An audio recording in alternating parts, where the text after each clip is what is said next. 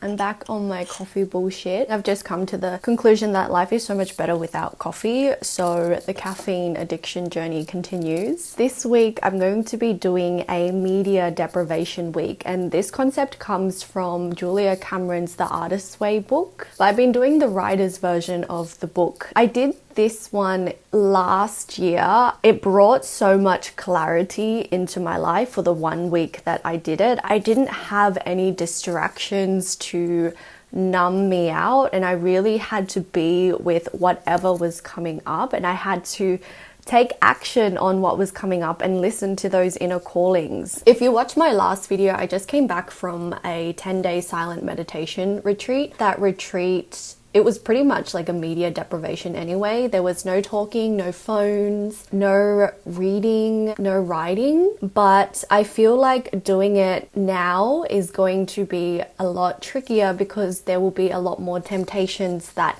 come up. I've also just felt like after I came back from the retreat, it's been about maybe a week and a half now, I find that my brain has just been feeling so scrambled because it's almost like I've relapsed back into consuming, just so much consuming, being on my phone. I love looking at memes, so I'm always looking at those memes, getting those hits of dopamine. So let's talk about the boundaries for this media deprivation week. So the boundaries are no social media, including YouTube, unless it's a tutorial that I need. So if something gets broken in the house and I need to figure out how to fix it, then that's fine. No music, no podcast. That's a huge one for me. I'm such a big podcast girly. No TV shows. I've been watching White Lotus, so that's also going to be hard for me. But it's 1 week. I'll be fine. No reading, no online shopping unless for necessities. With the online shopping, I realized last time I ended up going online shopping a lot and I didn't even buy anything. I was just constantly just looking at things because I had that need to scroll. Also, no Googling random questions that pop up on a whim. I realize that I do that a lot. If I just get a random question, like the other day, I went down a deep hole Googling seahorses and learning about seahorse facts. That was fun, but also like it derailed my day for maybe like an hour. It was crazy, but I did learn a lot about seahorses. That was pretty cool. Journaling is allowed, and being on screens to create things is fine, just as long as it's creation over consumption. Yeah. So I'm excited to see how this goes. I'm excited to see what pops up because there's always so much that this media deprivation week brings up. Yeah. Let's see. This morning I went to a cafe. I came home and started spiraling, just questioning what I'm doing with my life and crying. And then I got my period. I love living in my divine feminine. So much fun. So much fun. The absolute range of emotions. So now I'm going to spend the rest of the afternoon making a brownie. I found this recipe online where you make the brownies out of tahini and kidney beans, which I'm really curious to see how it tastes. It's meant to be really supportive for your period, especially on the first couple of days because it gives you the magnesium that you need. I'm finding ways to integrate more cycle syncing into my life just to see how it feels because every cycle I am going through it, and today was a perfect example. It never ceases to amaze me how much I feel like my life is in shambles or falling apart, and then either the next day or within the next few hours I'll get my period. And I'm like, of course, we've been doing this for years and she never ceases to amaze me. So let's make brownies.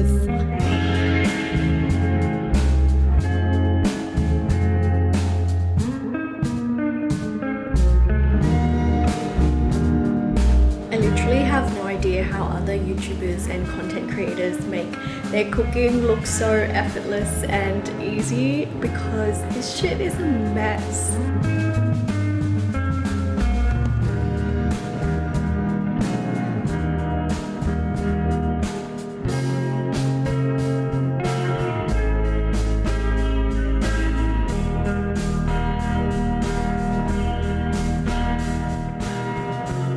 This is me trying out the brownie when it first came out of the oven. And I thought I liked it, but then after it had cooled down, I realized that I didn't like it. The texture was really beany for me, and it definitely needed more sweetness because I was craving like a sugar-loaded brownie. This brownie was just never gonna hit the spot.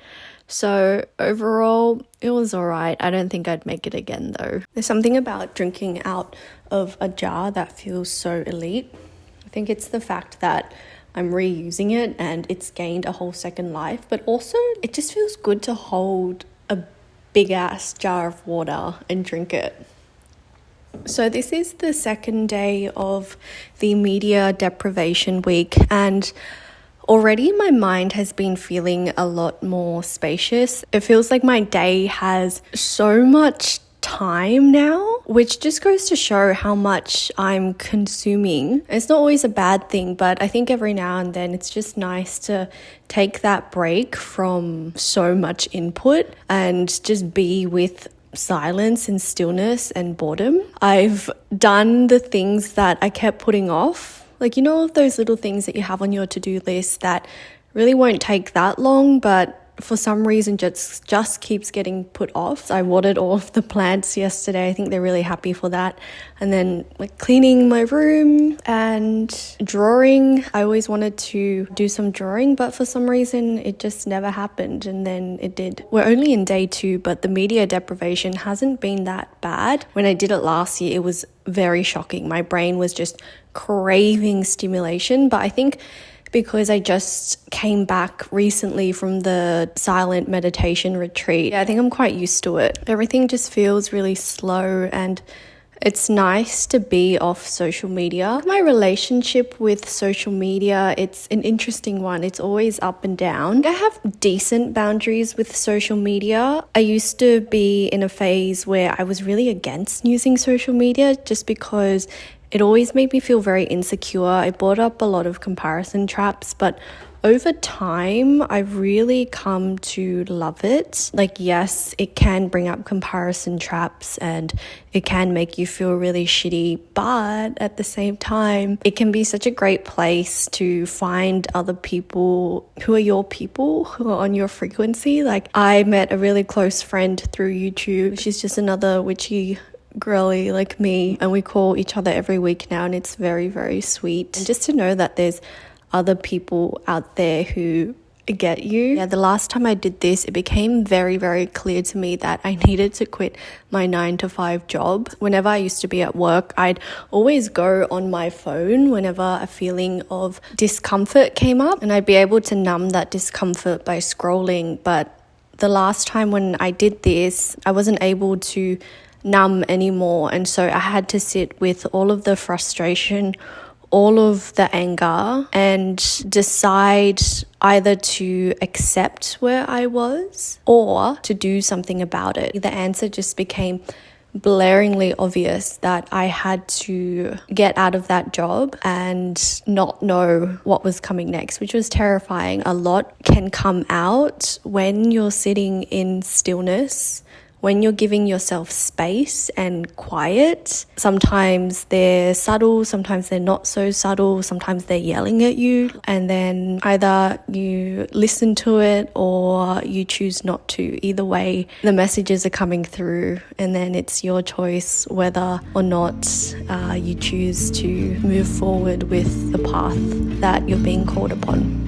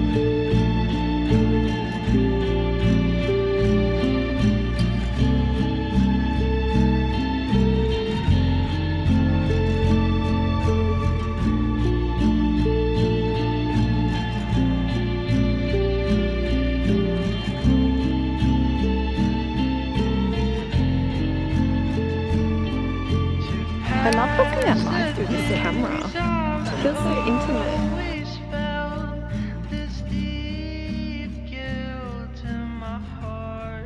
It feels I've really been enjoying this nightly ritual of drawing in bed. I found a notebook lying around the other day and I just had this urge to paint, to draw, to make bad art. It's honestly been one of my favorite things to do each evening, just like opening up the book and figuring out what it is that I want to draw or what it is that I want to paint or color in today. I found this packet of crayons in the cupboard. I haven't used crayons since I was really young, probably in primary school, and so it's been so nostalgic being able to just take these crayons out and play with them again, and to really take off that pressure of my drawings, my art needing to look any certain way or be any certain way. And I'm finding that so freeing. Once I allowed myself to accept that label of bad art, I took off that pressure that the art had to be any good. Because really, what is art but that expression of your heart, like your innermost heart, that innermost calling of your soul? And I love that it looks messy. I love that it looks unfinished. I love that it looks incomplete. I love that it looks wonky. I love that it's imperfect. It has opened up so much freedom in what I create because I don't feel bound by anything. I don't feel bound by any expectations of needing to be good at something. That's so healing for my perfectionism, for my inner critic. So yeah, I am into making bad art. Let's keep making bad art.